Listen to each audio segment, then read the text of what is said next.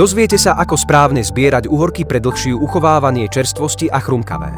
Niektoré uhorky sa stávajú mäkkými krátko po zbere, zatiaľ čo iné zostávajú chutné dlhú dobu. Táto tajomstvo spočíva v tom, kedy a ako ich zbierať.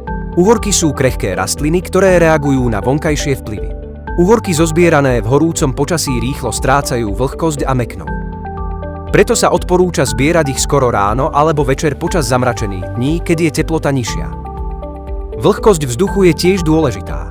Vlhké počasie ako v zamračených dňoch pomáha uchovať čerstvosť uhorky dlhšie. Dodržiavaním správneho času zberu a podmienok môžete dlhú dobu vychutnávať chrumkavé a chutné uhorky.